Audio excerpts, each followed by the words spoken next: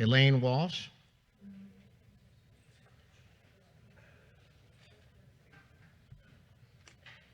Thank you.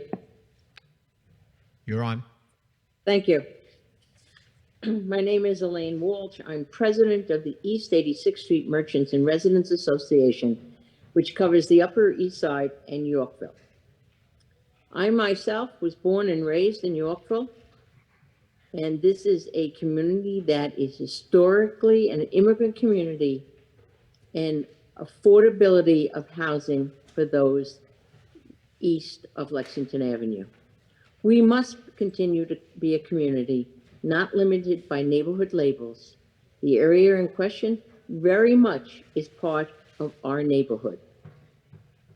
Even though I represent Yorkville and a native to Yorkville, the area in question deeply impacts us. Let me just say, historically, my grandparents raised their family here, and they were immigrants, and I hope to continue the ability for us to house and welcome affordability in immigrant communities. Tonight, I am testifying on behalf of the Board of the Directors of the association and its membership. And we ask that the district lines proposed for Queens Council District 26 and Manhattan Council District 5 not be adopted. We've already heard the reasons set forth in the criteria of the city charter that have not been kept to by the drawing of the lines, not only for our area, for other areas.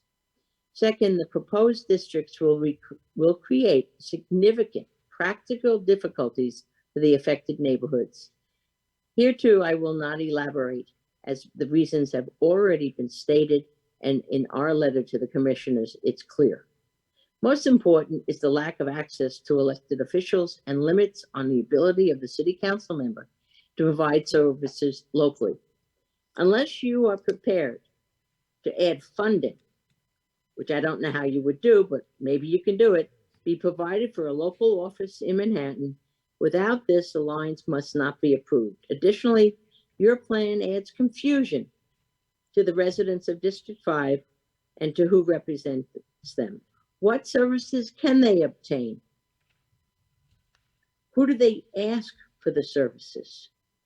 Right now, we have major complaints around safety and sanitation, as in other communities. But how do we get the advocacy to get the services for our community, which is underserved? Who speaks for us? The community is also engaged in establishing 2 special districts, which include establishing zoning that conforms to the west side of the districts 4 and 5 and protects our affordable housing and side street zoning R8B. Currently, District 26 has not faced these issues. I might recommend that they look at getting an R7B for their neighborhood, as they have in other parts of Queens and Brooklyn. Indeed, the inclusion of York Avenue in the blocks 1st to 1st Avenue denies us the affordable housing that is part of our community. For the residents of Queens, their communities will have to vie with Manhattan regarding capital funds and other expense budgets.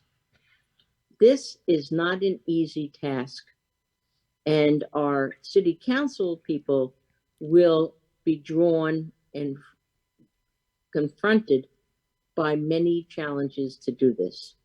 Finally, we cannot emphasize enough this oddly shaped extreme crossover district, which will significantly and adversely impact the provision of municipal services and diminish the political voices of thousands of Manhattan residents and dilute the voices of residents in Sunnyside and Woodside.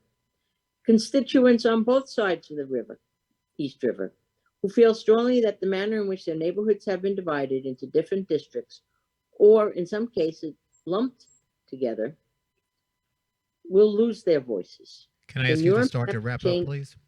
Okay. Thank you. In your map changes, it is unclear why Staten Island, with the lowest population, has been given 3 districts, and we recommend that this area be re-examined.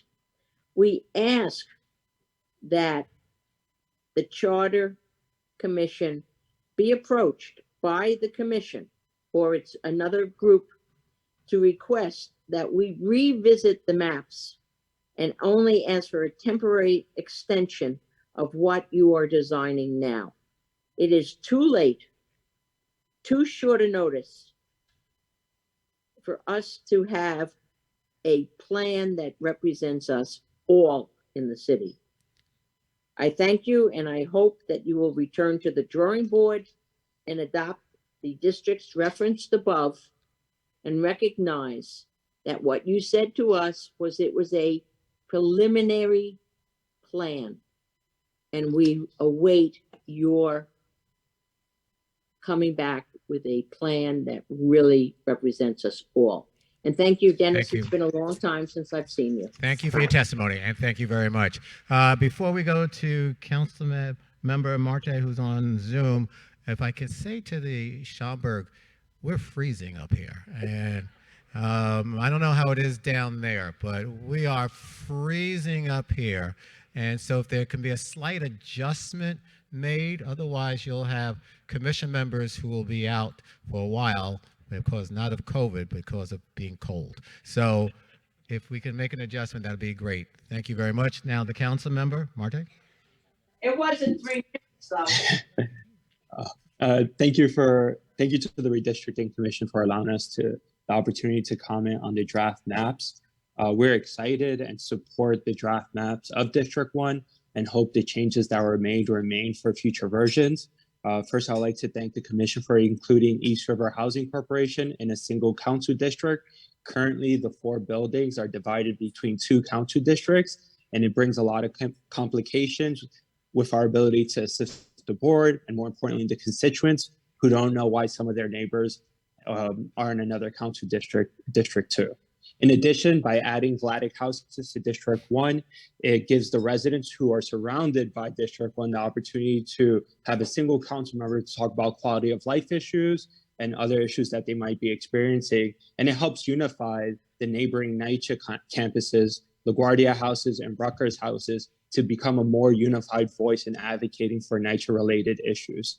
There are some changes that we would like to see on the northern part of the district. And I'm gonna make a few recommendations. First of all, we would love to include what we currently have in the NoHo area be re-included in the new maps. NoHo and Soho has always been seen as neighborhoods that are much alike, and it should remain that way. Even last year, the city rezoning of these 2 areas made it as one through a city-driven rezoning application. Because of their history, cultural identity, demographics, and similar retail and residential space, they should be in one council district. So I recommend keeping the streets Bleecker, Bond, Great Jones, and the southern portion of East 4th Street between Bowery to Broadway in District 1 as they are now. For many of these similar reasons, I believe we should include Silver Tower into District 1. And so I recommend from Broadway to LaGuardia Place that we ask the commission to make our northern border not West Houston Street, but Bleecker Street. With these changes, District 1 population would be 176,626, which is under the 5% deviation mark. Again, thank you again for the changes that were made. Our community, local stakeholders, and our office are supportive of that. These are some smaller changes that we think will help unify our district and bring the best representation possible to our constituents. Thank you. Thank you, council member. Next up is it Julio Peterson?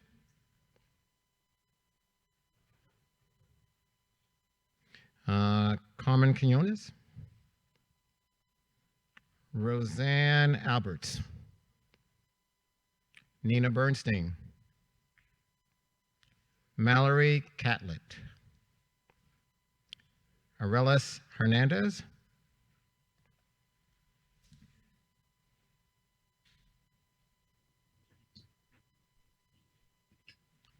Ms. Hernandez?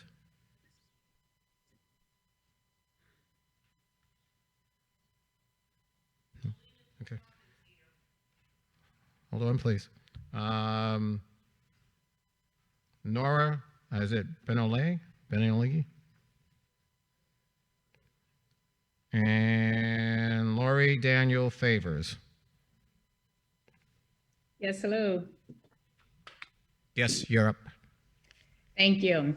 My name is Laurie Daniel Favors, and I'm the Executive Director at the Center for Law and Social Justice at Medgar College. CLSJ envisions a civically educated and engaged Black electorate that consistently builds political power to marshal the representation and resources necessary for communities of African descent in our city to thrive.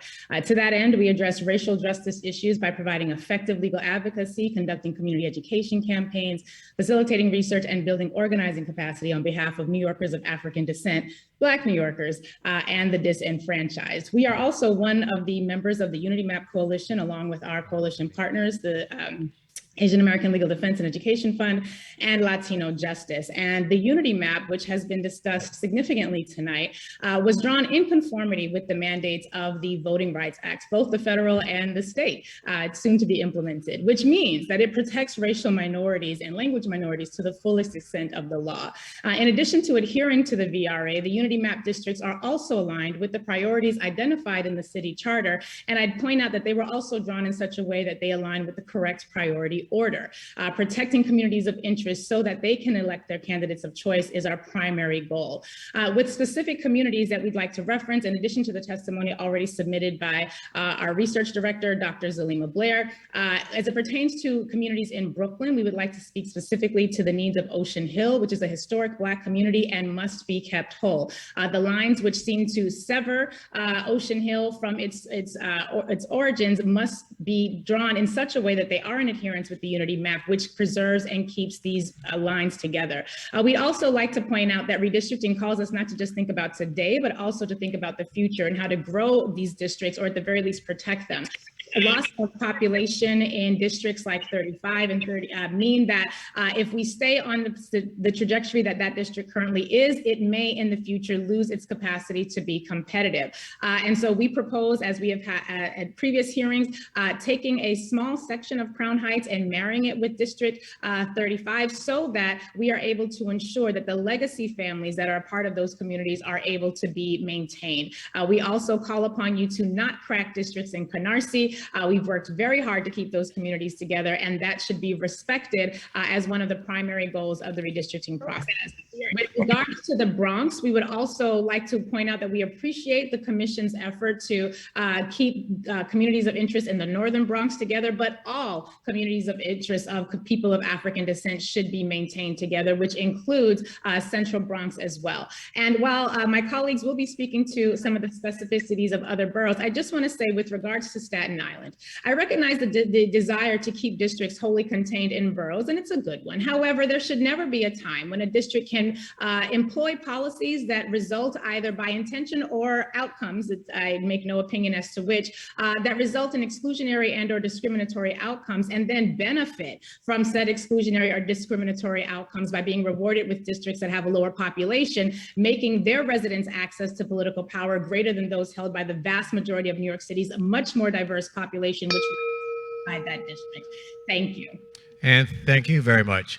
Back in person, is it Abraham Malachowski?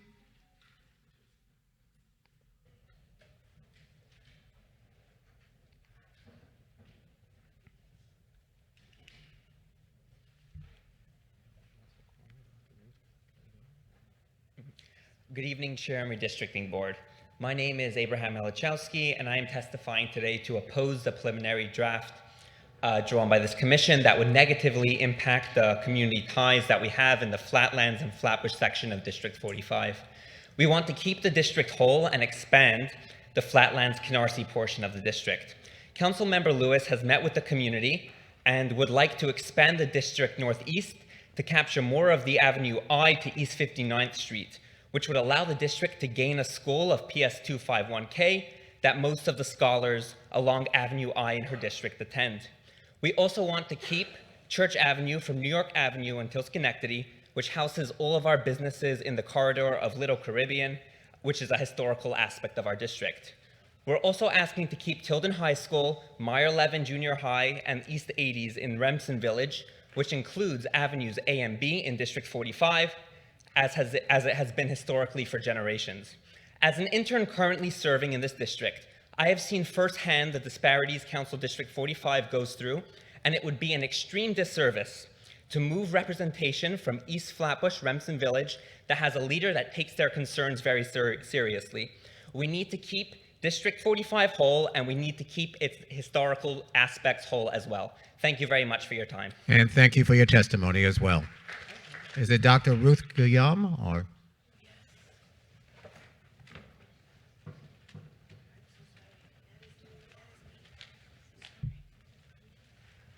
I apologize, thank you. I just want to come from the heart. So I have family that lives in District 45, and they're so excited every time they talk about District 45 and how so much has happened for the people in District 45. And living in District 35, I haven't seen as much, but the passion in me to see that if the lines were to move, how many people would be affected in that area is just really detrimental. A lot of stuff like asylums being put inside of the district of East Flatbush and Flatbush, and how we've seen other elected officials and people come together to help this particular district is so important. You know, and if we're moving stuff, that's going to shift organizations that have linked together, churches, clergy, people in that area that have fought to make sure that this particular area could be its representation culturally through the Caribbean background. Now we split the lines and we start to move into the Midwood area. This would cause conflict that happened back in the 80s and 90s where blacks are going to be against Jews. Because now two of those same people are within those lines. And we don't want to see that because they have an area, they want a certain representation, and District 45 needs those lines to stay the way that they are so they have the right representation. And if we do that and we mix those two, we're going to cause more problems than we need. There's so much that needs to be done. And passionately, I'm just saying, please just keep the lines the way that they are. Please. Thank you. Thank you for your testimony. Next up will be Kyle, is it Athayed, Gwendolyn Riles, and William Allen.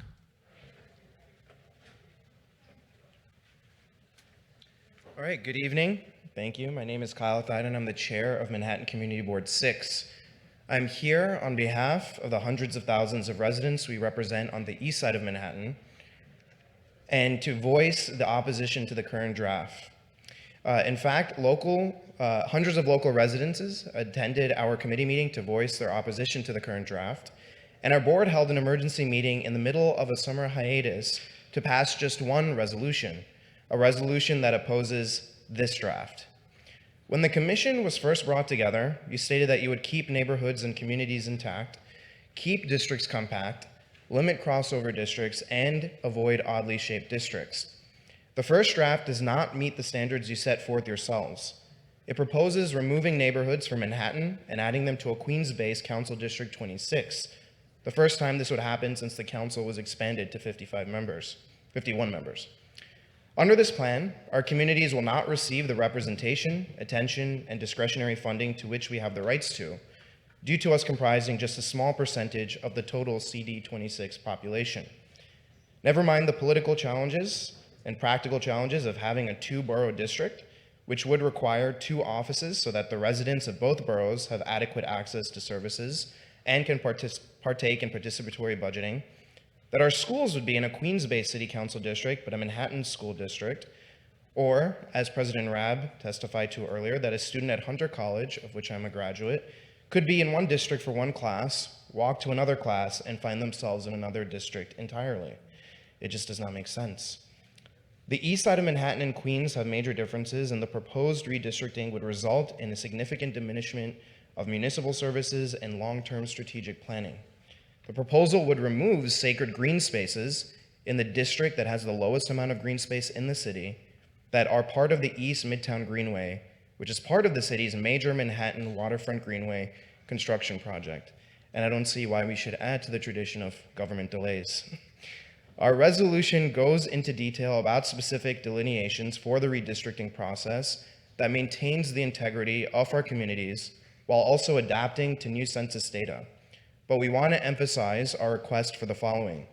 The commission brings Stuytown and 34th Street east of First Avenue back into Manhattan CD4 and that we bring Sutton Place, as well as our East Side communities, back into CD5, and that includes Roosevelt Island. Let's keep the East Side of Manhattan on the East Side of Manhattan. I have had the privilege of working with many on this commission in a personal and professional capacity since I was a student at Hunter College, and know that this hearing is not just ceremonial, but an opportunity for you to actively listen to us and implement the changes we need in your next proposal. As we know, any public body must be committed to the enhancement of democracy, transparency, and access. And while in good faith, the first draft disenfranchises the East Side of Manhattan and dilutes any voice we have in the improvement of our local communities.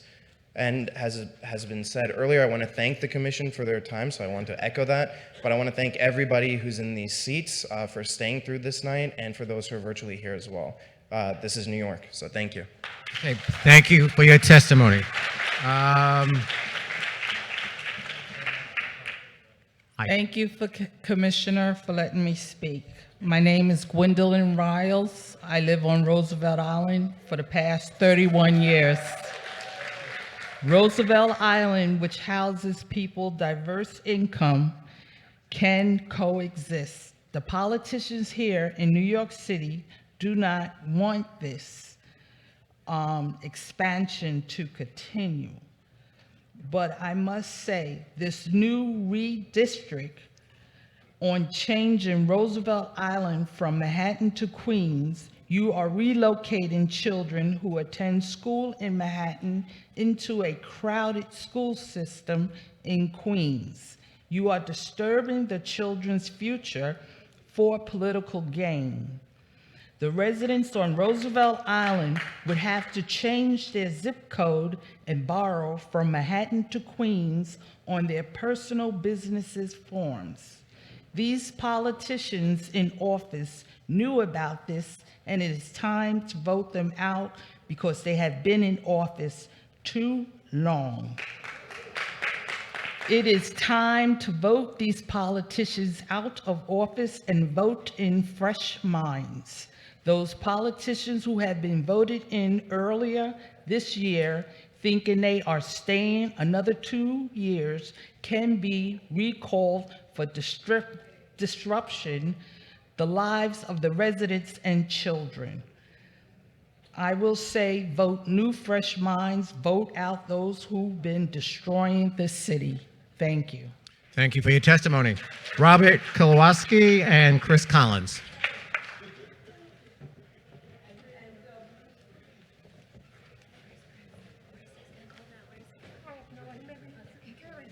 Yes, thank you very much.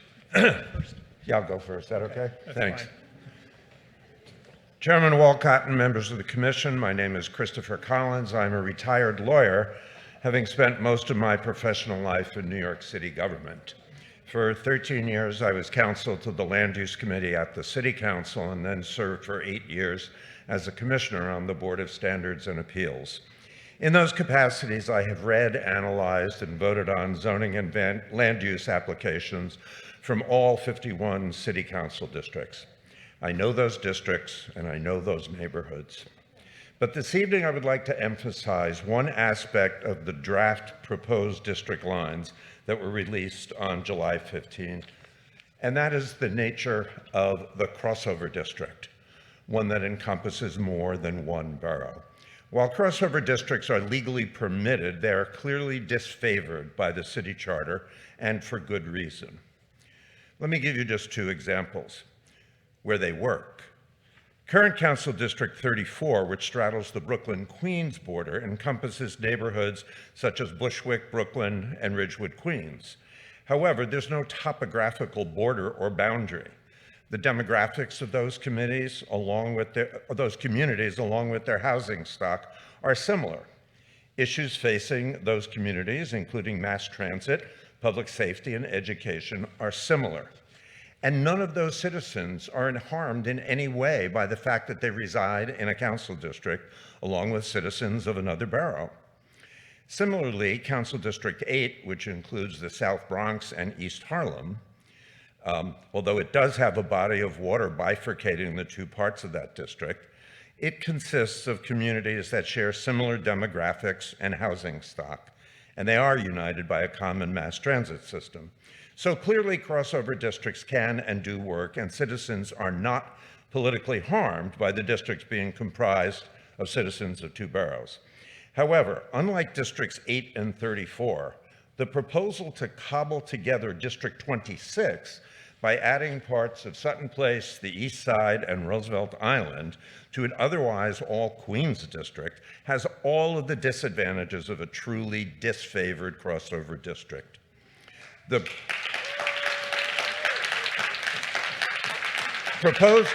proposed District 26, and we heard this from our neighbors in Queens last week, and I was at the hearing there. District 26 dilutes the racial and language groups in Queens. It separates significant communities of interest in both boroughs and creates major practical difficulties in the provision of municipal services. And what's very important for this commission to understand, and I'm sure you do, is that this particular crossover district is simply not necessary. Community boards in both boroughs have submitted alternatives, reasonable, practical alternatives. Our community stands ready to work with you and your staff to adopt better lines and avoid the disaster that proposed District 26 would create. Thank you very much. Thank you for your testimony.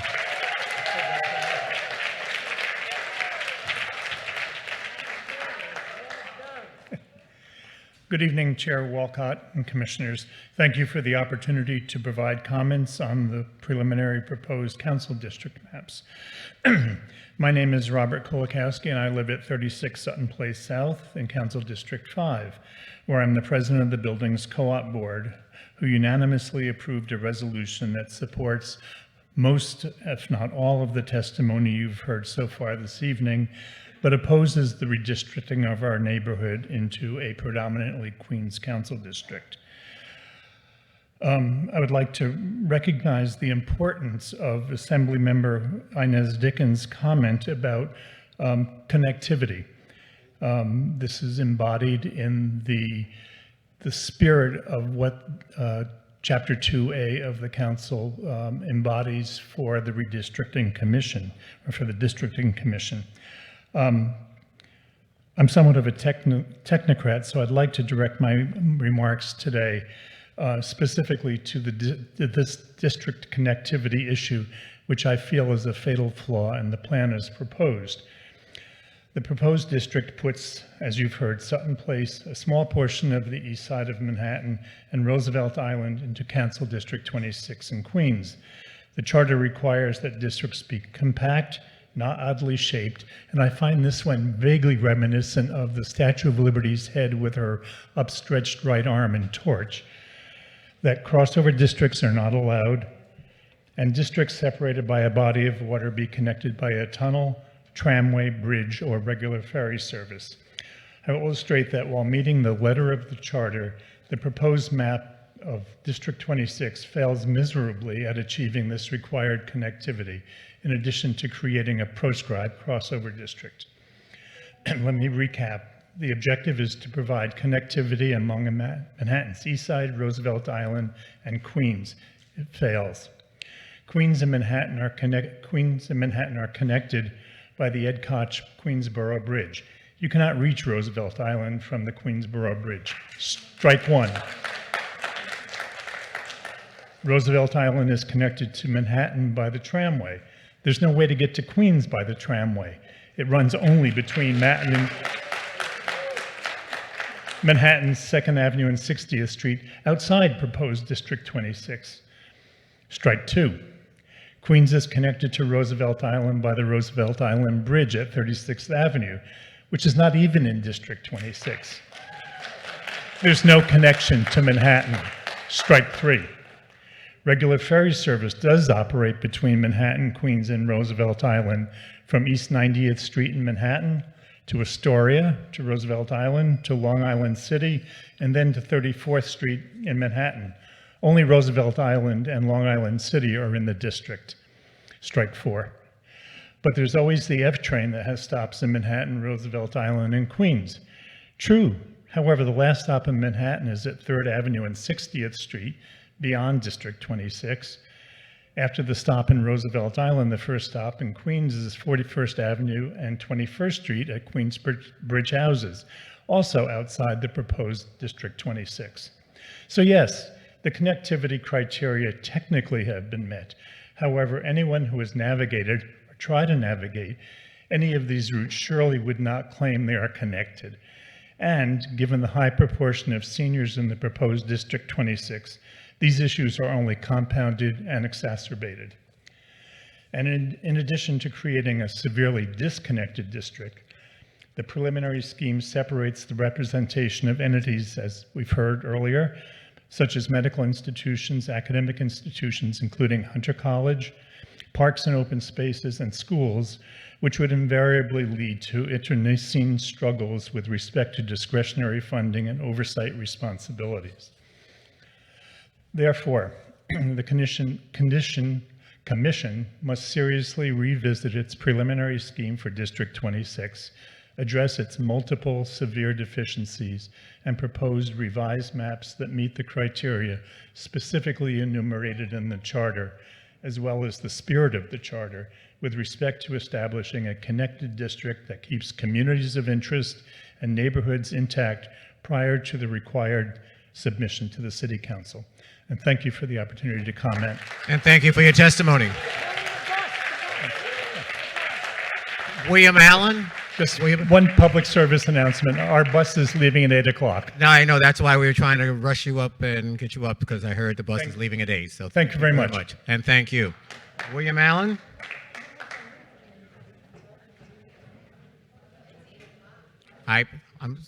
Folks, I know there are competing interests of people who have to leave at different times. I'm being passed notes, and I'm trying to be I'm sorry. Hold on.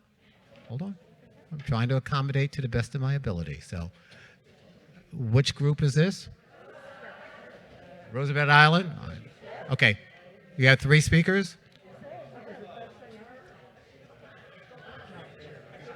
Hold on. We're trying. All right. We're trying to be accommodating. So, your 4 speakers, if they can give their names, line up at the microphones, and then we'll start from there. If they can also not keep it to 3 minutes, and that way we can get you on your bus, and we have other buses as well. I'm trying to move it along and also be respectful of the people who want to testify. So, thank you. Thank you so much. We're going to get everybody from Roosevelt Island up here, and I think we'll be able to consolidate and save you all some time by doing it this way. Sure.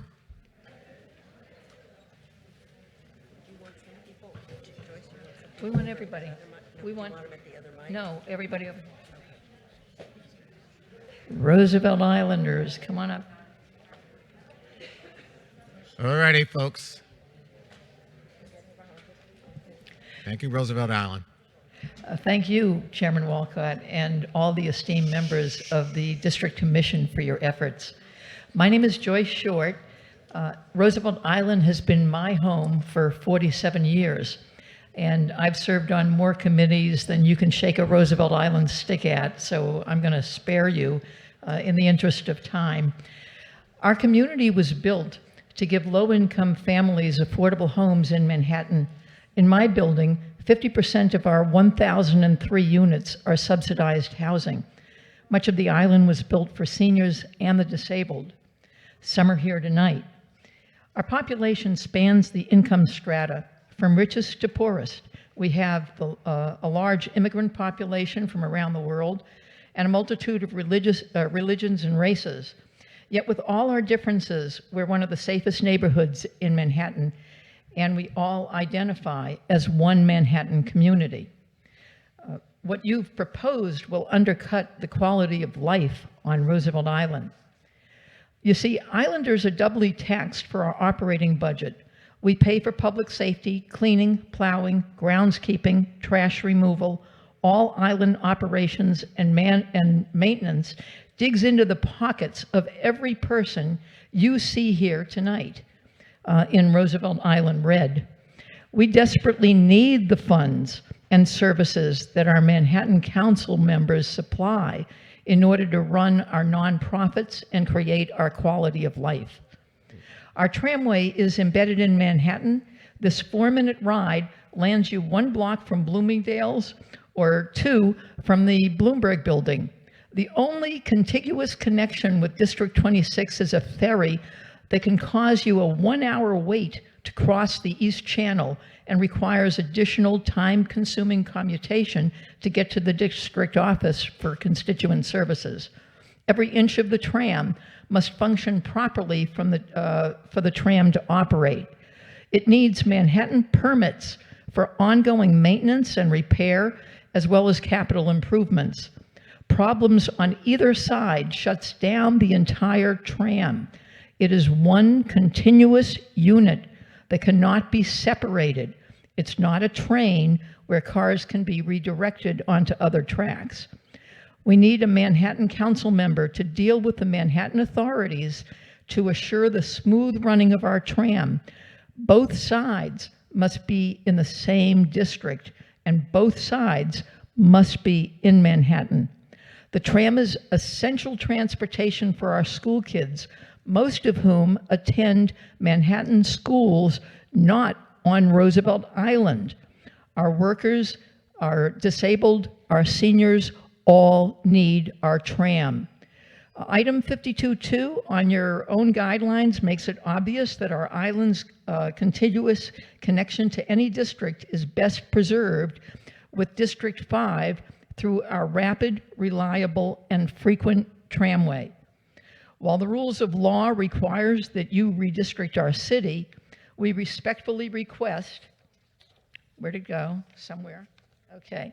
We respectfully request that you understand the unique qualities that affect Roosevelt Islanders, and I thank you for your time. And thank you for your testimony. Who's next? Barbara? Come on up. Okay. Good evening. My name is Barbara Parker, and I have lived on Roosevelt Island for well over 40 years. We've seen a lot of changes over those years and more, but this particular change definitely will not work for either Roosevelt Island or for any parts of Queens. And I'm sure the parts of Queens that we've been talking about, you've heard so much tonight about Roosevelt Island and Queens. So it's not a whole lot more that we can say that you don't already know in terms of trying to mesh those two districts together and the chaos that it will cause to so many people and so many different people on Roosevelt Island as well as Queens. This, of course, will not work in any case if you take away so many of us, or you try to divide these two districts. It's going to cause a lot of problems. Just as Joyce was saying, we don't have that same connection. The interest in Queens is not the same interest that we have in our community on Roosevelt Island, and it cannot be represented by a common council that definitely lives in the district as far as Queens is concerned. The other thing too, lastly, what I want to say is that we would be losing a city council person right now that definitely knows what Roosevelt Island is and has been dealing and helping with Roosevelt Island for years. The council person that's in Queens definitely does not know anything about what goes on Roosevelt Island, and this is going to cause hardship on both ends. So what we respectfully request is that you reconsider, knowing that you guys have a whole lot of things that you're going to have to come into. I wouldn't want your jobs, but in any case, right now, we wish that you really reconsider trying to mesh the two districts together, and we really appreciate you hearing us this evening. Thank you very much. And thank you very much. I'm Dr. Doris Chernick, and I've lived on Roosevelt Island with my husband for 46 years. We were drawn to it because it was such an unusual place in New York City, not in Queens. We have no identification in Queens. When you live on Roosevelt Island, there's an excitement, a can-do attitude that makes you feel nothing is impossible. Roosevelt Island taps into the round-the-clock energy of Manhattan. We don't have any connection with Queens. It's a very special island, and it's very vigorous, and I just applaud the other comments that have been made already about Roosevelt Island. Thank you very much.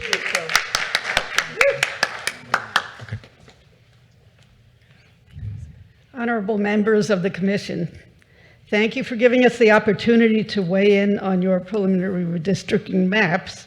My name is Ellen Pallavi. I'm a 12-year veteran of the Manhattan Community Board 8, which represents Roosevelt Island and the Upper East Side. I'm also co-chair of the Roosevelt Island Community Coalition, representing the 12,000 residents and over 40 organizations and interest groups. We have 50 years as a community of the Upper East Side of Manhattan. There are so many reasons to keep us in District 5 Manhattan rather than to move us to District 26 Queens, but here are three. First, we have strong roots to Manhattan and no roots in Queens. We're in an overwhelming community of interest. Roosevelt Island was built as a planned, multicultural, and mixed-income and disabled accessible community. Disabled patients from Goldwater Hospital were given apartments and with community supports live independently on the island. The first pioneers moved in 48 years ago. They formed a tight community and learned to push for services and infrastructure and now have aged in place. The first library were books pulled from residents until we fought for a Manhattan Public Library. The tram to the Upper East Side was our only public transportation for 25 years until the F train station was built. We have a long and strong political connection to Manhattan. Everyone pulls together. The Upper East Side can handle us being an organized group, and we all get what we need. Local city council members who come from the ranks in the Upper East Side community already know our issues. Queens does not. Second, we are inaccessible to Queens. We're only contiguous to District 26 as the crow flies. There is no direct public transportation to Julie Wan's office and from to Julie Wan's office, so she'll never get to us. I mean, she's gonna be traveling forever on the subway. So you might as well just cut out 25% of her available time if she is to service the Upper East Side and Roosevelt Island, because it's going to take her 25 minutes, 45 minutes to get to us every time. A trip to her Queens office is 45 minutes with a transfer or 2 or 3, no matter how we travel. Third, we have a shared history with Manhattan. 10 years ago, during the Cornell Tech ULURP, our community coalition fought for protections and benefits with Cornell, and we have a good, robust relationship with Cornell now. But within the next 10 years, they're going to be building again, and now we don't have the benefit of the ULURP process. So we need a city council member who understands, who remembers, who has the institutional memory that District 5 has. So we need to be kept in District 5, and we respectfully request that you reconsider. And thank you for your testimony, and thank you, Roosevelt Island. We're Manhattan, not a football. We're Manhattan, not a football. Thank you very much. Is it Alex Boris? Yes, thank you. Thank you. Okay. Hi, I'm Alex Boris. I'm the Democratic nominee for State Assembly in the 73rd District. More importantly, I'm a lifelong resident of Manhattan, including a year living on Roosevelt Island, which is a part of Manhattan. If there's one thing we've all learned this year, It's that maps are hard. There's some irony in me testifying here about the city council maps when our own assembly maps were thrown out 2 months ago and still have not been redrawn. So I want to commend you on already having a better redistricting process than we had at the state level or from our friend in Pittsburgh. I also want to commend you on your use of data and statistics that you've released with all the maps, the tools for allowing people to draw their own districts, and for taking so much feedback and extending this time for doing it. With that said, I want to raise 3 issues with the substance of the map, all of which have already been discussed, so I won't spend too much time on them, but that is that first, Roosevelt Island is a part of Manhattan. Second, the east side of Manhattan is a part of Manhattan. And third, though it's not an explicit criteria, I don't think you should be able to stand inside on a sky bridge and be in 2 different council districts. That the main campus of Hunter should be kept together to be represented. So I won't go on and on about those. You've had overwhelming testimony in support of all 3 changes. I want to ask, where do we go from here? And I think there's 3 potential options. One is that if you're having all of this overwhelming testimony for the change, but maybe there's some secret testimony that's happening that's against the change, whether you're hearing from certain institutions, in which case I ask you to ask them to make their opposition known in public, or you're hearing from certain elected officials who may be saying one thing in public and another thing in private, in which case please hold them to their public testimony and remember that they can't deny it because they gave it in public. The second option is you are hearing overwhelming testimony, but you do nothing about it. I don't think that's the option we're going to go with because, frankly, why spend so much time listening to all of us if you're just going to ignore all of that? And why get yelled at as much as you have been tonight and all of these times? So appreciate you staying here and listening to all this. And that's why I expect that the outcome we're all going to see is the third one, which is you'll hear all this testimony and you'll do the right thing and you'll fix the maps. And so in advance of that, in anticipation of that, I want to thank you for keeping Roosevelt Island together. I want to thank you for keeping the east side of Manhattan together. I want to thank you for making sure that Hunter College has proper representation. And I want to commend you on being the best redistricting process. And maybe we'll get you back for the assembly maps when those need to be fixed. Thank you. And thank you for your testimony. Next, we're going to go back to virtual. And Yvonne Lucas. Peter Frischhoff. Denny Salas. Jill Matthews.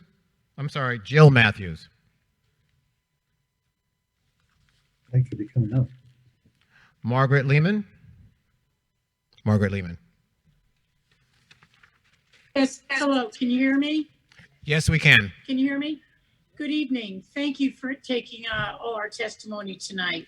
I speak in opposition to the draft redistricting map, putting part of District 5 into District 26. Local representation is the foundation of city council elected membership. This is so that neighborhoods and local communities have a voice in bringing attention to their particular specific concerns and issues. For example, how they bring attention to a dangerous situation in order to get it timely corrected. Participatory budgeting also provides a way for local communities to be actively involved through voting on allocation of their taxpayer dollars. Here, under this draft map, the allocation of that budgeting would be severely unbalanced. Under this draft map, because of the overwhelming imbalance of the numbers of residents in one district, District 26, roughly 75% of the residents, with their own specific and particular sets of concerns, versus the other district, District 5, with approximately 25% of the residents under this map, with its own specific concerns. The voices of those far fewer 25% of residents become diminished and thus marginalized noticeably. No matter how good are the intentions and efforts of the District 26 City Council representative, that is the practical reality and the highly predictable reality. With this draft map, there becomes a built-in undoing of what the entire premise of representative city council membership is supposed to be. Thank you for your time tonight. And thank you for your testimony. Tanya Castro-Negron. Charles Warren. Yes, Charles Warren here. Thank you, Mr. Chairman. You're up. Yes, sir. I'm Charles Warren. I'm a member of Community Board 8, but I'm testifying in my individual capacity, and I'm hoping that the commission will reconsider the maps as presently proposed, because it really does not conform to the charter for redistricting. And if you look at the situation, the Upper East Side, which is part of what is going into the new District 26, consists of historic districts and different kinds of zoning, and it's completely different in so many ways from District 26. And there's really not much of a commonality of interest there. And I think also there's an issue, as has been discussed fully before, of whether the council member for District 26 would be able to adequately represent the districts on the Upper East Side and then Sutton Place and Roosevelt Island. And I think that would be extremely difficult, and the transportation difficulties, as people have talked about, I won't stress that again, but I think it would be very hard, no matter how conscientious the council member for District 26 might be, to adequately represent all of those areas. And I'd like to call your attention to the resolution that our community board adopted, and there was one, and I know the chair of Community Board 6 who testified earlier and mentioned their resolution, but we have a resolution that looked at all that we took a lot of time with, and our district manager really did a lot of the technical work on it. And it allows a lot of the things that you're trying to accomplish from a population and general redistricting sense, but still keeps intact the districts the way that have a commonality of interest and that have some of the similar kinds of things that should be balanced. So I'm hoping that the commission will consider seriously the recommendations put forth by Community Board 8 and will change your tentative maps to something that makes more sense for our district and for District 26. So I thank you and appreciate the opportunity to testify. And thank you for testifying, sir. Have a good night. Virtual still, then we'll come back in person. Anita McDonough? Yeah, right here. Thank you. Do you Yes, have you're me? up. Yes, we can hear you. Great. Give me 1 second. Okay. Dear Redistricting Commission members, I'm in opposition of the redistricting maps. I'm a longtime resident of Hell's Kitchen, asking the commission to keep Hell's Kitchen intact. Hell's Kitchen needs a single council district. I have lived at the Park Vendome, 333, 353 West 56, and 340, 350 West 57 since 1985. I have served on my condominium's board of managers for 22 years. I understand the importance of community service and giving back. 10 years ago, I began attending community board meetings as a solution to problems with my surrounding neighbors. I met Hell's Kitchen residents with similar issues. I've met our elected representatives who have assisted me with solving community problems by making a difference and achieving a goal. I'm a proud member of the Hell's Kitchen Neighborhood Coalition, the HKNC, and I can't imagine how an Upper East Side representative would understand the needs and wants of my special West Side community, formerly referred to as the Wild West. Splitting Hell's Kitchen into 3 parts will dilute our ability to get anything done in my community. I want to give you an example of how the redistricting will affect my home, the Park Vendome, which sits on the southeast corner of 57th and 9th. The Park Vendome is across the street from the Windermere, which is on the southwest corner of 9th and 57th. It is still under construction and planning. The Windermere, 400 West 57th Street, will be transferred to District 6. The Hudson Hotel, diagonally across the corner from the Windermere and directly across from the Park Vendome, which sits on the northeast corner of the intersection of 57th and 9th, will be transferred to District 4. So you have these 3 properties in 3 different districts. And all these properties are major properties, always in transition.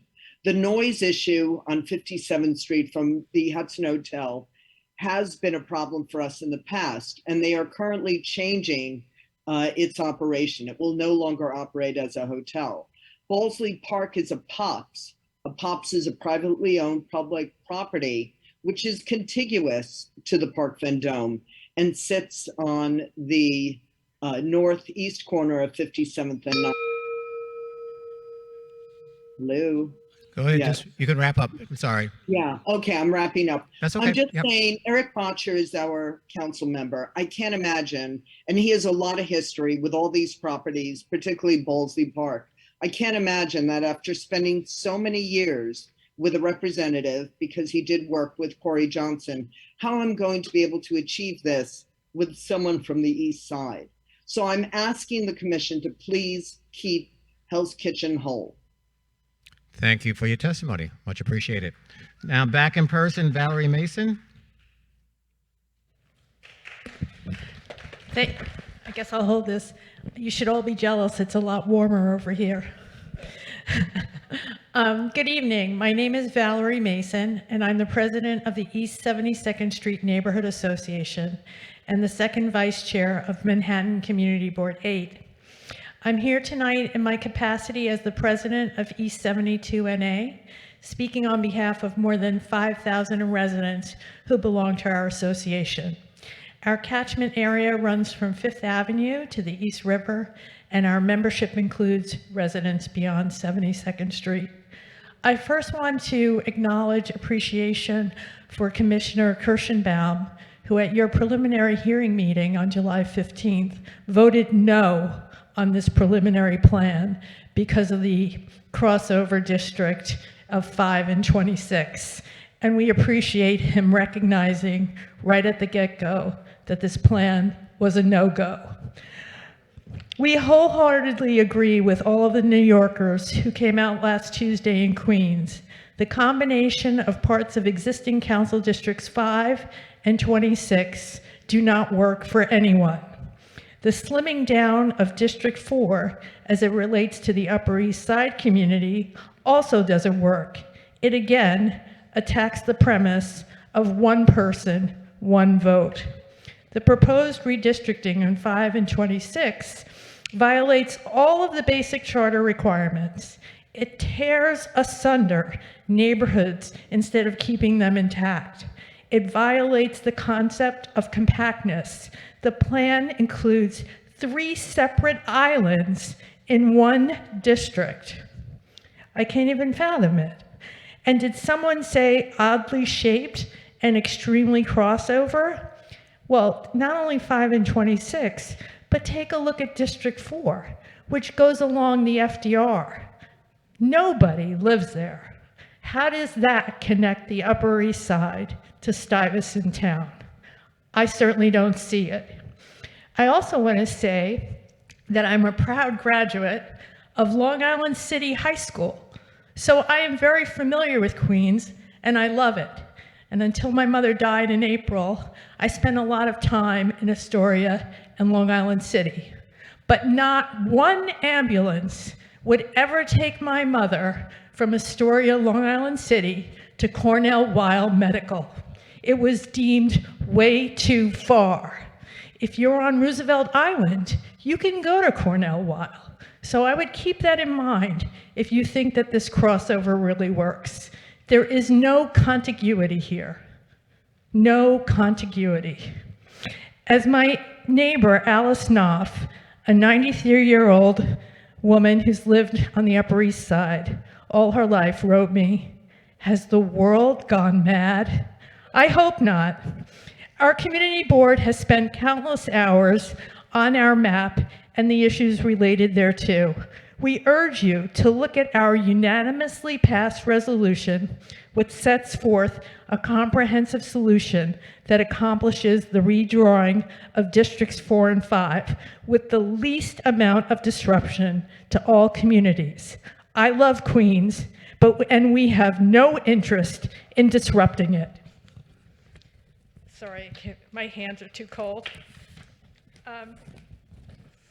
We are excited that the population of New York City has grown, even in the aftermath of COVID, and particularly the population of our own Upper East Side community. But we shouldn't be punished for it.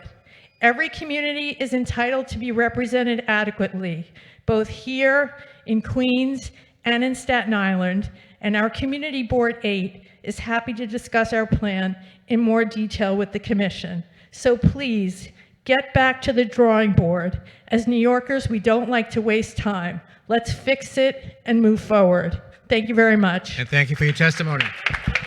Ellen Pallavi, or Pallavi? Ellen?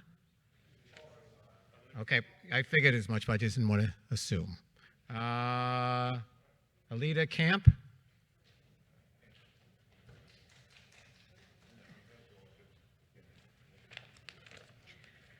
Hi, everyone. Thank you. My name is Alita Camp. I am a member of Community Board 8 Manhattan, but I'm testifying individually.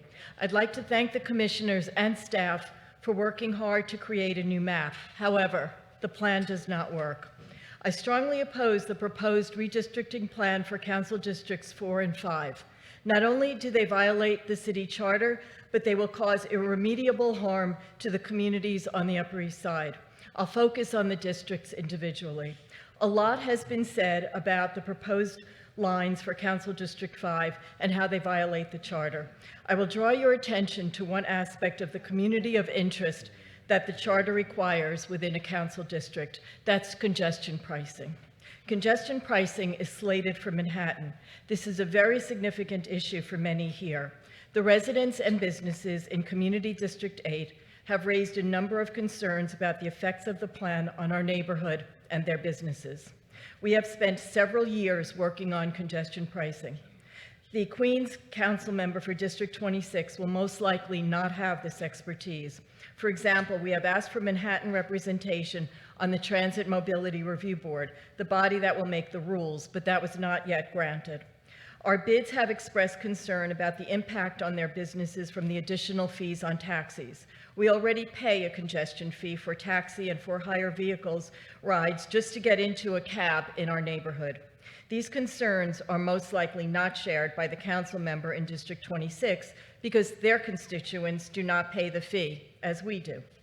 If they take taxis to or from or within their own neighborhoods, residents there are not paying the fee. We have also expressed concerns and heard concerns about increased congestion and pollution in our community from cars looking to park. The council member for District 26 cannot be expected to reflect the same concerns that Manhattan residents have, whether those residents oppose or support congestion pricing because of effects in their neighborhoods. This is just one example of a lack of community of interest between District 5 and 26.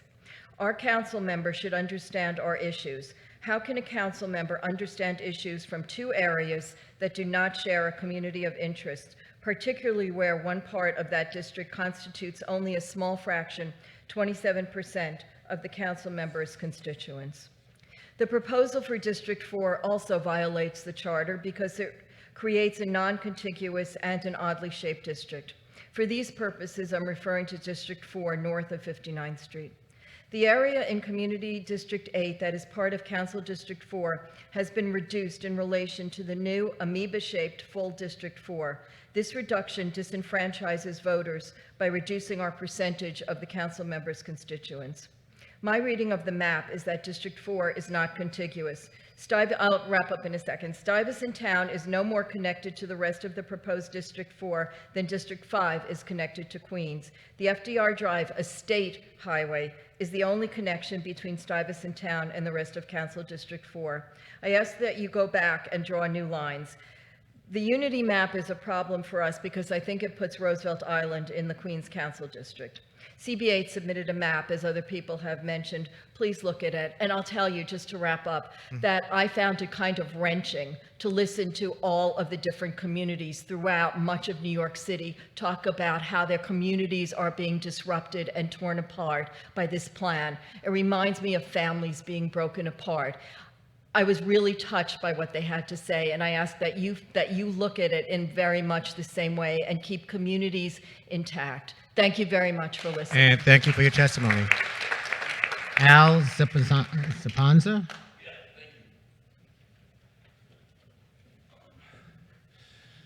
Hi, my name is Al Sapienza.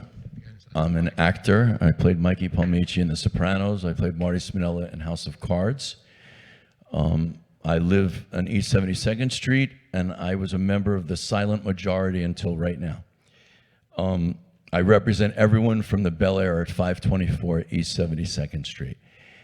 And the first thing I want to say is thank you to all of you. Although our ideologies may be different, you're devoting your lives to public service and making the city better, and I speak to you with total respect, and I mean that. I've listened to everyone, and I've read everything, and to me as a layman, this doesn't make any sense. And I ask you, please, please, when you redistrict the city, put the people first. Put the taxpayer first, not the political party, not the outcome of an election because of those borders. You can't break up. New York is all neighborhoods. For 2 centuries, we've been neighborhoods. You know, like Harlem is world famous. It's a world famous neighborhood. Those people have been oppressed for years to fight for things. You can't just break up neighborhoods. So you're, in my opinion, and I'm asking you, please, can your motivation please be to keep, your priority is to keep these neighborhoods cohesive. Harlem, the Hell's Kitchen, it's an institution, Hell's Kitchen. You're going to break up the theater districts. You're going to break up blocks. You're going to have different reps for different theaters. In my opinion, I'm just an idiotic layman. It makes no sense, and it's not ethical, and it's not good for the people. Now, let's take the Upper East Side. You've got Hospital for Special Surgery. You got Cornell. You got Rockefeller Institute. You have the people. The Upper East Side, you have the master's degrees, the doctorates, the JDs. You know how much property tax we pay? I pay $32,000 a year on my apartment, and I'm from Bay Ridge, and I supported myself since I was 14 years old. I worked 50 hours a week.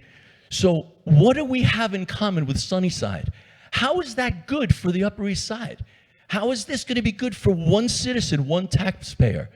So I ask you, please, when you do this, do it to keep the people, to help the people, the taxpayer, keep the communities together. Do it for your constituents. Please. Thank you. Thank you for your testimony. Joanne Yu. After Joanne Yu, we'll get to Shannon Burkowski and then Sheila O'Connor. Good evening. Thank you, Commissioners, for hosting this public engagement opportunity. My name is Joanne Yu, and I'm the Executive Director of the Asian American Federation, which proudly represents the collective voice of more than 70 member nonprofits, serving 1.5 million Asian New Yorkers. Last month, Asian American Federation released a report highlighting the growth of our city's Asian voting age population to almost 20% from 2013 to 2020, the fastest growth of any racial group. As you know, almost 70% of Asian voting age citizens are foreign-born, and nearly 40% of Asian voting age citizens have limited English proficiency in 2020.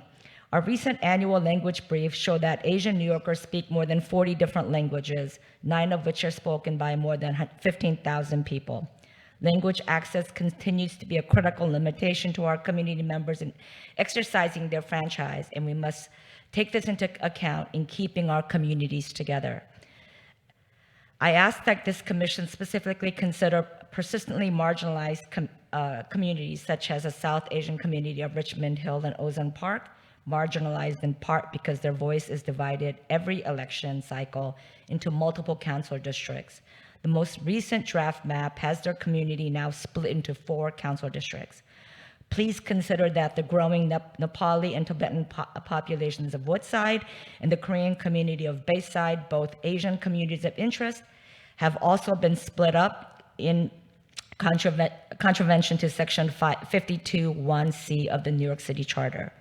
This commission must consider the work put into by the Unity Map and give particular importance to keeping together this submitted Asian communities of interest in accordance with the Voting Rights Act and the New York City Charter. We do not have to split up communities, just as the unprecedented diversity of Queens is being reflected at the City Council. And unfortunately, the draft maps do exactly that. We ask this commission to acknowledge the new and burgeoning Asian communities that deserve to be held together over the next decade of elections and policymaking, while protecting the growth of voting power of established Asian community and neighborhoods. I also want to add about how confusing this process has been, and I was going to hold my tongue, but I feel like I need to say my piece. I registered for last Thursday. As soon as the polls, as the registration started, I got an email saying, the registrations have been closed. So I called and said, so I'm not supposed to come Thursday? What is the process? I actually called somebody on the phone and said, am I not coming? Am I not registered? If you need to bump me off, then what day do I pick? So we picked an alternate day. Yes, we're oversold. There's too many people. The members of my community who went on Thursday said it was absolute chaos. I am going on vacation and my phone is ringing, my email is blowing up because everybody and their mother is texting me, where are you? They're calling your name, why aren't you testifying? And I said, I don't know what the confusion is all about, but I have registered from Monday. So I specifically said, I will come here on Monday. I pre-registered, I was told to get here by 5:30. I came, I said I registered, they checked my name off, and I've been waiting, and I went outside and I said, am I registered? Do I get to testify today? Yes. Oh, but I said, do they know what's the process? There's no way for us to get your name up there. So I've been waiting, and at 3 hours later, finally somebody asks me, have you pre-registered? I can't tell you how confusing this process has been. As somebody who goes to these testimonies all the time, I am extremely disappointed and dismayed that I have had to sit here since 5:30 trying to figure out when do I get to say the things that I wanted to share with you. Thank you. Thank you for your testimony.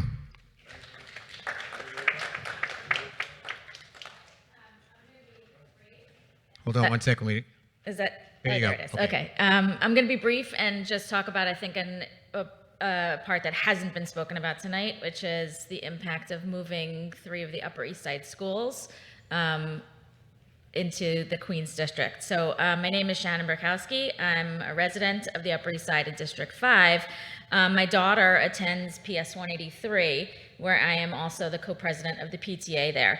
And according to this proposed map, PS 183 would now be in District 26 in Queens. So the council member representing this district of the school would not be the same council member that represents the majority of families with children that attend PS 183. A building does not make a constituency, the people in it do. So the people in our building at PS 183 essentially become voiceless. How can a council member serve the people of the children of PS 183 when they don't represent them? This council member would also be located in Queens and will be busy with issues from the majority of their constituency living in Queens. We currently have a very close relationship with our council member, and we benefit greatly from participatory budgeting, which you can appreciate. In the past, we've gotten a hydroponic science lab, we've gotten air conditioners in our cafeteria, And we are currently in the process of preparing our submissions for the 2022-2023 budgeting process. We've been able to secure a lot of these funds for these projects by motivating our parent base, as these projects will directly affect them and their families. Why would voters in Queens vote for projects when they'll have important projects of their own that affect their lives that need funding? And if we're only 25% of the voting population anyway, we wouldn't get a decent portion of the participatory budgeting funding. Local district lines should just be that, local. We're all New Yorkers, but each neighborhood has its own interests and needs. This proposed map would guarantee that the needs of PS 183 and its students will be lost among the needs of the majority of Queens voters that will make up this district. Our shared sense of fairness should lead you to oppose this districting. Thank you. Thank you for your testimony. Sheila. Good evening. My name is Sheila O'Connor, and I live on 9th Avenue between 45th and 46th Streets in Hell's Kitchen. I've lived in Hell's Kitchen for 15 years, and I am here tonight asking the Commission to keep Hell's Kitchen whole. What I love most about Hell's Kitchen is that we are a neighborhood. We are one neighborhood where neighbors support each other and work together to benefit us overall. Our traditional boundaries of 8th Avenue to the river, 34th to 59th Street, are mostly represented by one council district now, and I think it's essential that that stay that way. Dividing us into 3 separate districts would be a disaster for our neighborhood. What drew me to Hell's Kitchen 15 years ago was the diverse community and the affordable rents, and over that time, it's my home. I have gotten involved in the neighborhood in many different ways, and some examples will show you how we are one community that really deserves to be kept together. For example, I was part of organizing the compost collection at Matthews Palmer Park, which is now award-winning for the level of waste diversion that's happening in that park every day. I've also been part of putting together the Hell's Kitchen Free Store, which again is it's a community place where neighbors share things with each other that they no longer need to keep things out of the landfills. And I've been part of the Hell's Kitchen Litter Legion, picking up trash throughout the neighborhood. We are a neighborhood that volunteers for each other, and we really deserve to be represented by one council member. We're a vibrant community, and the current map would simply tear us apart. So I highly encourage the commission to come back, and I support the unity map because it does in fact keep Hell's Kitchen whole, and at the same time it also supports the diversity of our community without diluting the voice as in violation to the Voting Rights Act of 1965. So I ask that you adopt the unity map for Council District 3 to keep Hell's Kitchen and preserve our diversity. And I've submitted my written testimony as well. Thank you for your testimony. Next 3, Donna Veronica Gill, Gregory Christopher, and Delina Dezant.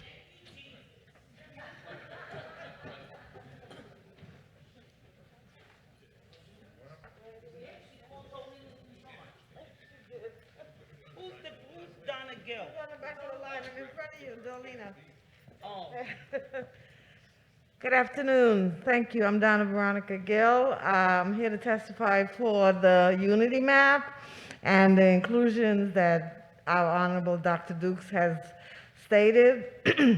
I thank you for being here.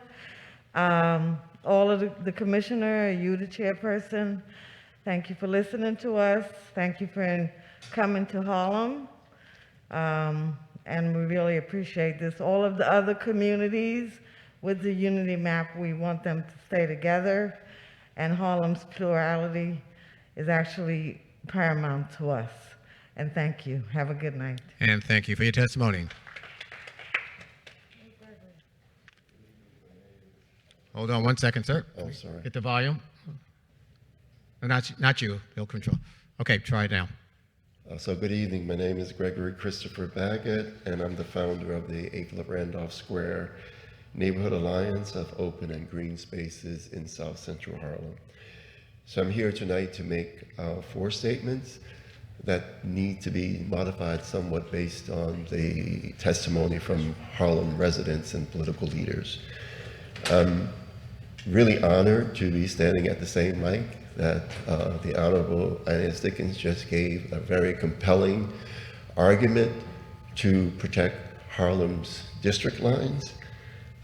So first and foremost, I want to thank the Commission for their thoughtful attention to preserving Harlem's cultural and historic integrity through the proposed lines.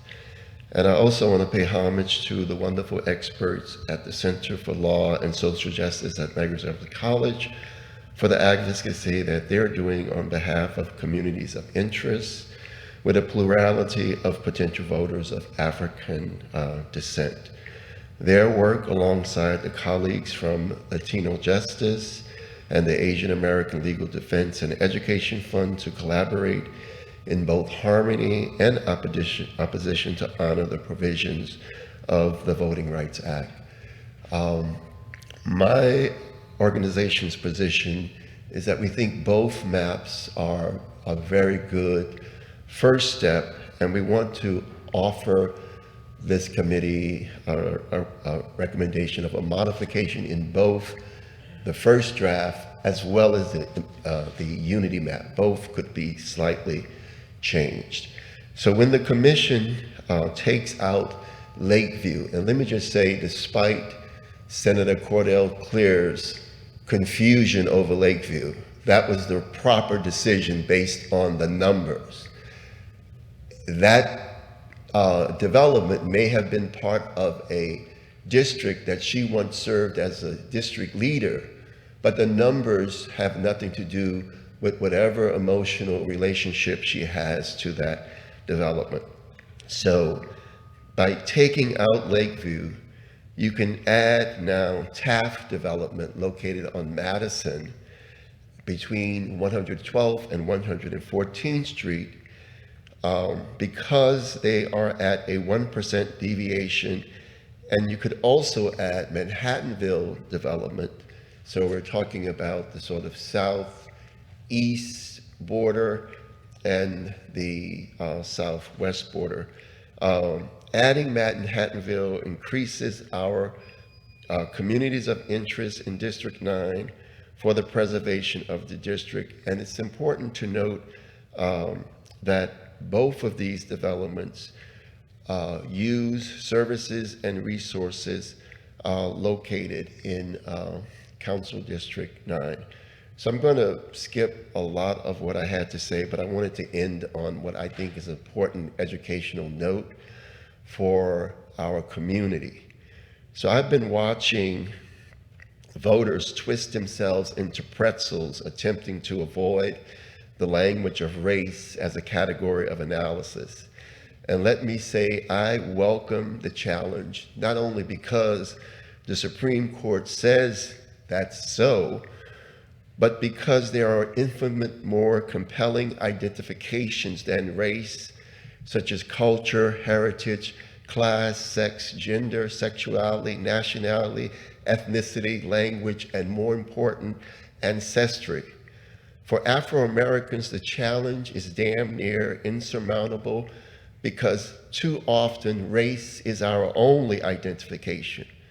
But let me give you an example that Can you might start to wrap? I'm sorry. I'm wrapping it Okay, up. thank That you. might help us find our way out of this maze that is race.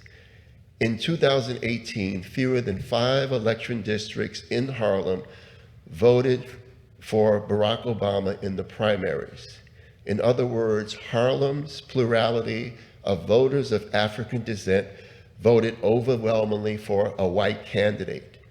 Now, I'm reminding you of this because there's this unspoken assumption that Black voters only support Black candidates, as if communities of interest is based only on skin color.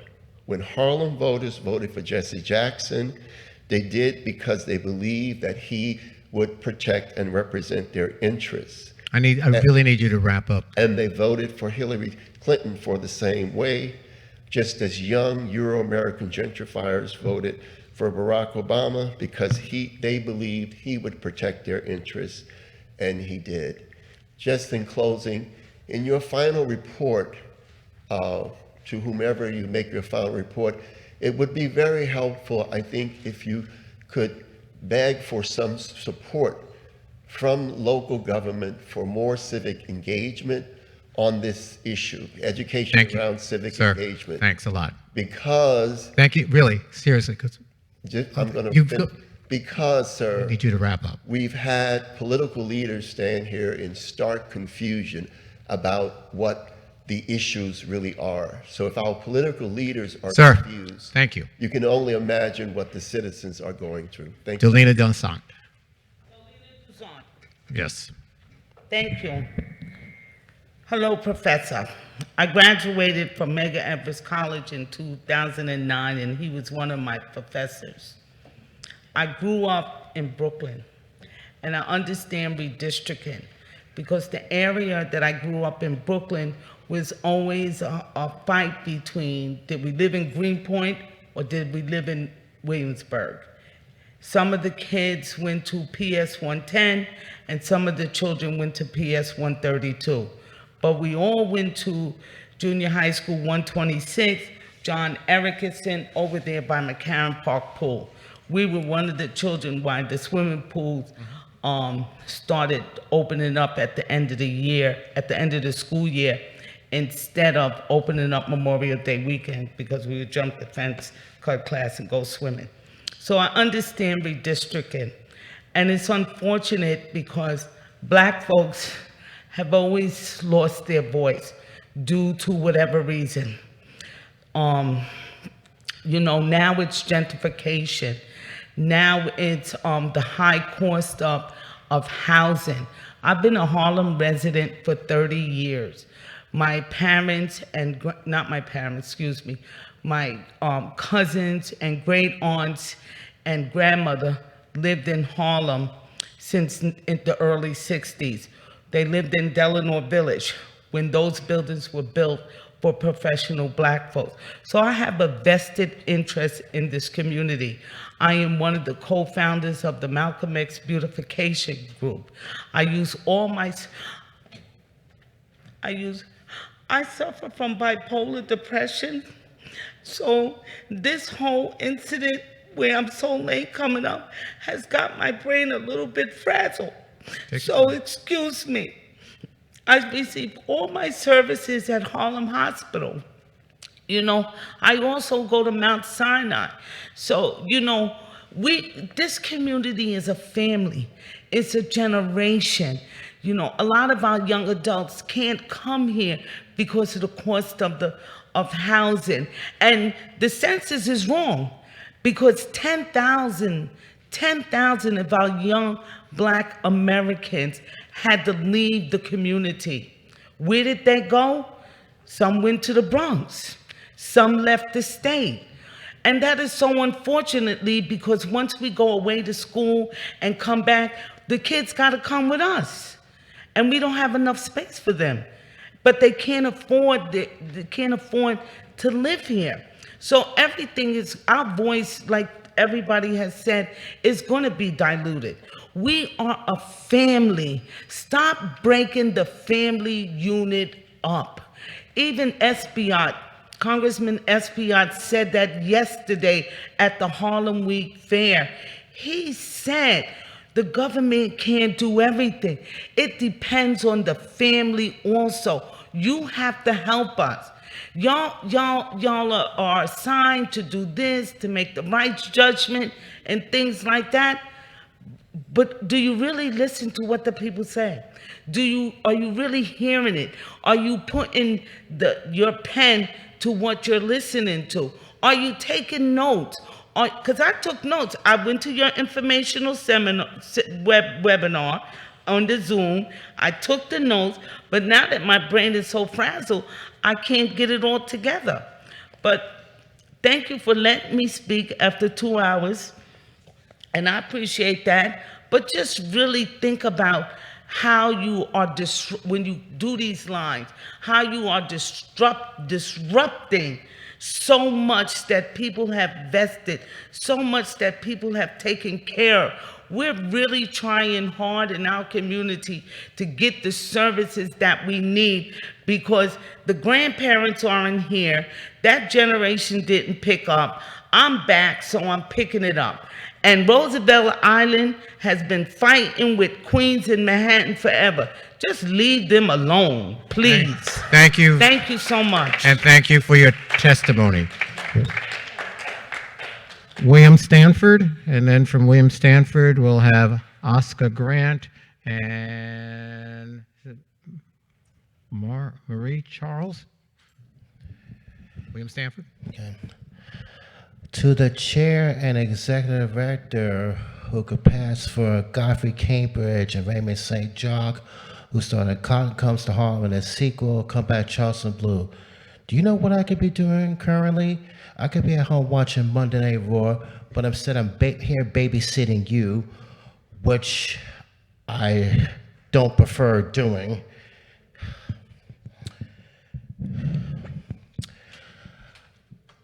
Three days ago, I logged into your website and started drawing the maps my way. I enjoyed that because that's better than a coloring book.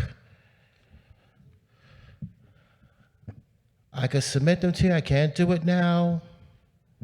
If I can't submit them to you, I could just write where the boundaries should be. So either way, you'll still get input from me. But as I said the last time I testified, City Council District 7, when you redraw it, consider, well, it should be drawn, I think it should be drawn, this is how it should be drawn. Above 181st Street, here in Manhattan, river to river. City Council District 10, between 181st and 155th Streets, river to river. Just good examples. I think it'd be better if you draw the maps that way. And as I said before, you can draw them your way, which is, you could draw them my way, which is productive, or you could draw them your way, which is counterproductive. It makes no difference to me. But if you continue drawing them your way, chances are the council members will reject your proposal, does adopt a resolution, and then you'll be back to square one. So therefore, you have to hold additional public hearings between October and December. So therefore, you have to hold round 3 public hearings, and I see that happening based on what I've seen just recently in Brooklyn when 7 out of 16 council members representing Brooklyn said what I said. So, as I said before, Godfrey Cambridge and Raymond St. Jacques, you should draw, when you draw the maps, you should go by the bus corridors and the highways, because highways can be considered as bus corridors too. That's the best way to draw them. That's how I plan to draw the maps on your website. I'm going by the bus corridors and highways. Consider doing that if you haven't done so already. And as I said in Brooklyn, you better hope the council members don't reject your proposal, does adopt a resolution next month. If they do, you're back to square one. I'm not. So if you hold additional public hearings between October and December, I'll join you. I won't babysit you, but I'll join you. I'll possibly laugh at you. Thank you very much. Okay, Roxanne Delgado, Oscar Grant, and Marie Charles. First, I know I mentioned Mr. Grant. You're Oscar Grant? Yes, I am, sir. Why don't you go, and then Roxanne Delgado after. Yes, Roxanne Delgado is with me, sir. Oh, and okay. I want to thank you, gentlemen, for having us. We've been here since 5 o'clock. And then when you get my age, the cold gets to you very quickly. Okay, I'm 75 years old. All right, I've been sitting here since 5 o'clock. I'm going to try to talk from the heart and give you the essence of what I'm saying, and Mrs. Delgado will read our statement from there. Please bear with me. My name is Oscar Grant. I'm the president of the Pelham Parkway Resident Council. We are on Pelham Parkway between White Plains Road and Jacoby Hospital. On our campuses lie 5 schools. Okay, we have the School for the Blind. We have another special school. We have St. Lucy's, which is a grotto with all the water out, where all of our bishops come and bless the water, and there's lines 2 blocks long. And we have over 3,500 people in our complex there alone, not counting the prime real estate that's around it. Jacoby Hospital lies to my north. You are taking us and stopping us from community.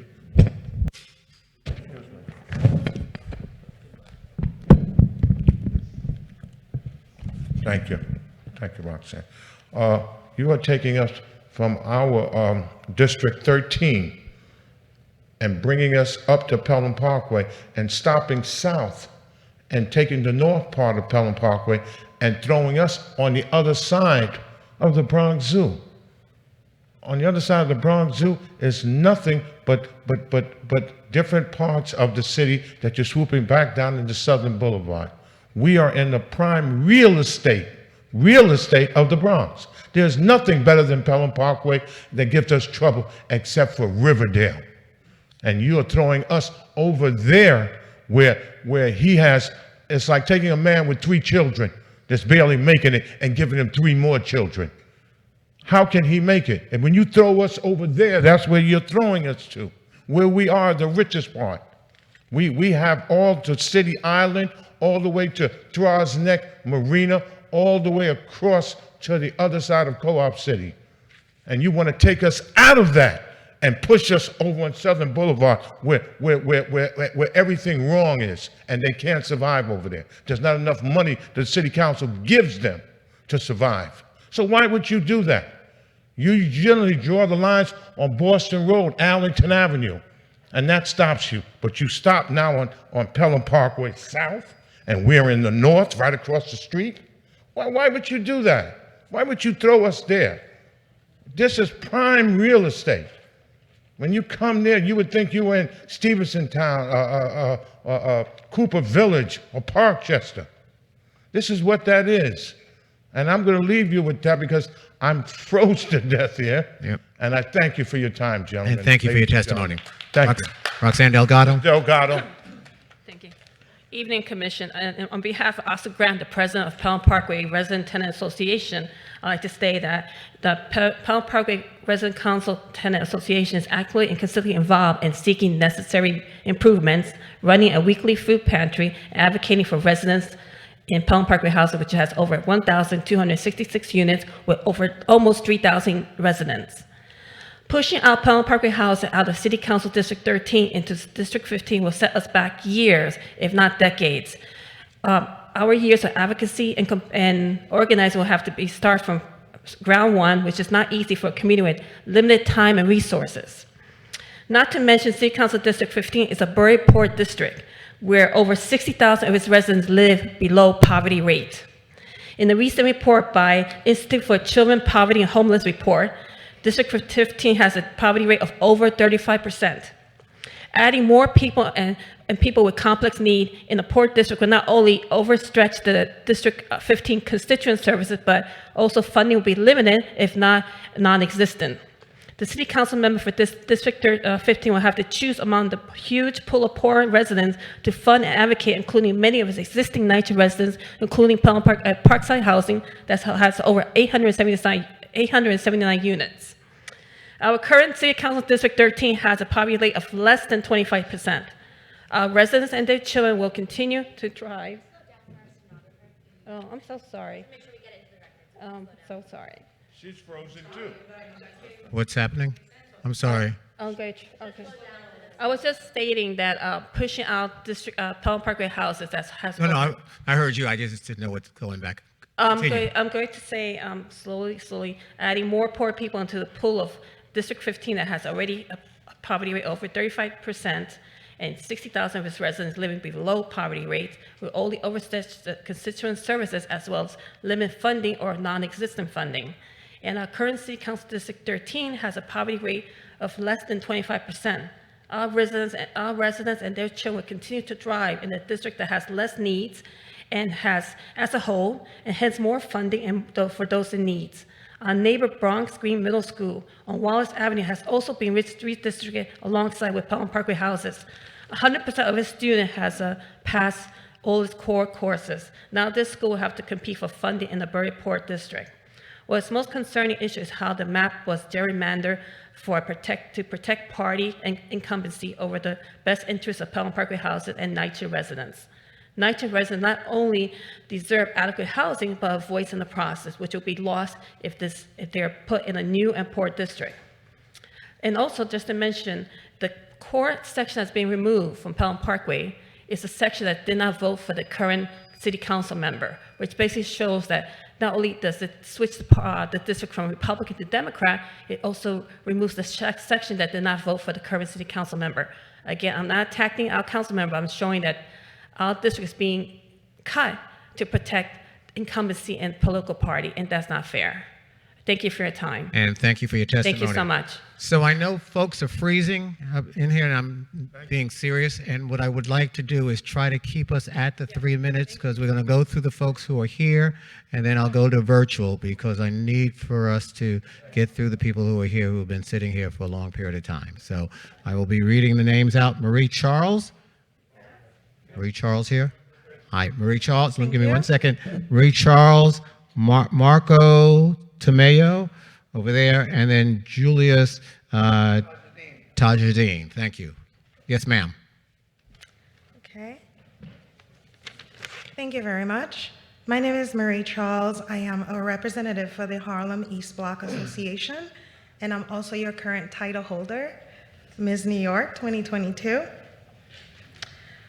We are petitioning to support the new redistricting map and urge the Commission to keep our catchment area, which is from 116th Street to 124th Street, from the east side to Park Avenue to Fifth Avenue, intact in the future revision of the map. Furthermore, we ask to be included as part of District 9 Central Harlem, because we have traditionally maintained a close relationship with nearby blocks and tenant associations through ongoing collaborations with them and participation in each other's activities and advocacy. These organizations include Mount Morris Park Community Improvement Association, Harlem Neighborhood Block Association, Marcus Meets Malcolm, Upica House, AK House, MS House, and 1775 House. Thank you very much. And thank you for your testimony. Thank you. Thank you, Mr. Chair. Marco Tamayo, architect, urban planner with 40 years of experience, and I was a candidate for City Council 5. I disagree with the changing of the District 5. Begging forgiveness for the constituents, two new City Council members from Washington Heights District, along with the majority, approved the city budget to reduce $240 million for the schools, and their excuse were, quote, "We didn't know about it, and nobody advised us," end quote, on this relatively simple matter. By the way, the parents, along with the city council support, filed a motion to vacate this decision. Now, fracturing our relatively homogeneous District 5 and annexing part of it to the proposed District 26, this new district would become even more complex and unmanaged than the present. Briefly describing this insensitive fractured section, which is predominantly with 4 or 5 story old tenements walk-ups on the mid-block contextual district, has subsidized housing and a large population of seniors, while on the avenues allow the highest density in residential district with 210 feet high buildings or taller on no-contextual districts. Even though this section is almost completely residential, there is a large attraction of employment generated by hospital industry, which create stifling traffic conditions and no parking spaces is allowed. deficit of open spaces, aging infrastructure, and so on. Now, it is impracticable connecting it with District 26, which has a large industrial use generating noise and traffic. The residential use zoning district R5 and 6 provide 3 or 4 story buildings or very small apartment with a height of 40 feet, or using the height factor produce small multi-family buildings surrounded by open spaces and on-site parking. Its underground infrastructure is relatively very limited among other issues. Consequently, forming this new unwise and complex District 26 with great needs to assimilate the communities would not be served accordingly. A good solution should be what the Community Board 8 is recommending for District number 5. Thank you. And thank you for your testimony. Julius? Yes. Okay, following Julius is Marie McCullough, Cynthia Gardstein. Good evening, Commissioners, Mr. Chair. My name is Julius Tajadeen, and I live in District 9. I'm the founder of Preserve Harlem's Legacy. In 2013, the coverage formula in Section 4B of the Voting Rights Act was struck down in Shelby County versus Eric Holder. What this did was kind of made Section 5 of the Voting Rights Act inoperable, however, not unconstitutional. I guess I have to figure out a way to make it work. Be that as it may, the Supreme Court has interpreted Section 2 of the Voting Rights Act in the same way that Section 5 is written. The relevant language is, any voting qualification or prerequisite to voting, or standard practice or procedure with respect to voting that has the purpose of or will have the effect of diminishing the ability of any citizens of the United States on account of race or color to elect their preferred candidates of choice denies or abridges the right to vote within the meaning of this section. The Voting Rights Act is an enforcement provision of the 15th Amendment, which was about protecting the voting rights of America's newest citizens, codified by the 14th Amendment, the black race who were formerly enslaved. So this redistricting process is really a voting rights matter that supersedes the city charter. And it is very much about protecting the voting rights of black Americans in District 9. And this is all of the black citizens in District 9. Because if you take 10% of the current District 9 and put it in another district, you could be violating the voting rights of black Americans in such area. Now, without going into a we came before Columbus argument, black people have been the majority people for the most number of years in Harlem, starting from 1630 to 2022. But most of those years was residency in slavery, as squatters, Jim Crow, and willful economic oppression. So now that we have an opportunity to have political power in the city council, which is only since 1991 or so, we are telling other groups, hands off Harlem. Quickly, I want to clarify majority and plurality and put it in a voting rights context. While District 9 may be plurality black American and not a majority, the Voting Rights Act is concerned with black citizenship. So in that context, does District 9 have as its majority the black American population? Yes. So it doesn't matter what the census says about our numbers. Our numbers are still the majority of voters who have the constitutional right to have the ability to elect candidates of their preference. I think we have made the case over the years that such persons would be black candidates. Now, I won't do it now, but in my written submission, I will talk about the famous SCOTUS case regarding our Board of Estimates and how maybe it has to be viewed differently. And just to, I respect Gregory Baggett a lot, but the language in the Voting Rights Act pertains to citizens having the ability to elect their preferred candidates. We don't have the ability to do that for the president, but for our local candidates, our local officers, we do. Thank you. Thank you for your testimony. Marie McCullough?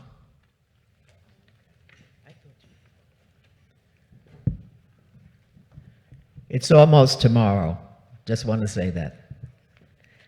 And I hope I can get through this in an organized fashion. My glucose level is very low, and so is my hydration. I am the first vice chair for the Bronx Community Board 4, and I got involved really kind of in looking at this whole thing of redistricting because of that.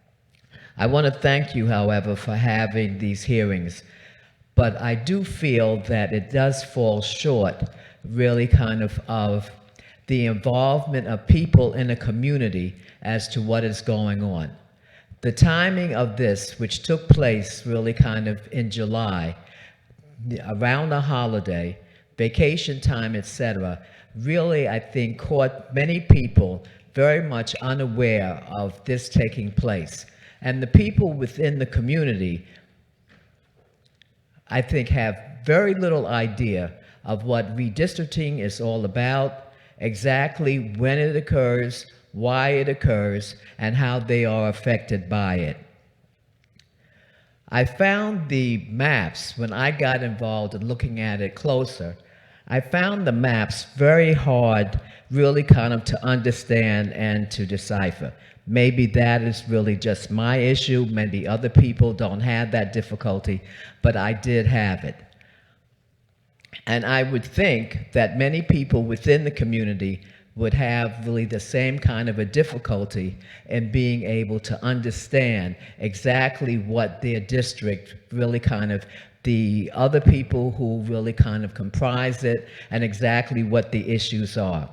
When you're looking at things and trying to understand what is going on, you know, like there's a lack of information in terms of the demographics of the residents, the age, the income, ethnicity, the educational status, the economic status, etc., the environmental concerns, the housing stock, like how much really kind of a walk-ups, old tenements versus new affordable income, senior housing, conditions really kind of the environment, etc. So people don't know really kind of what issues they share, their commonality and their differences.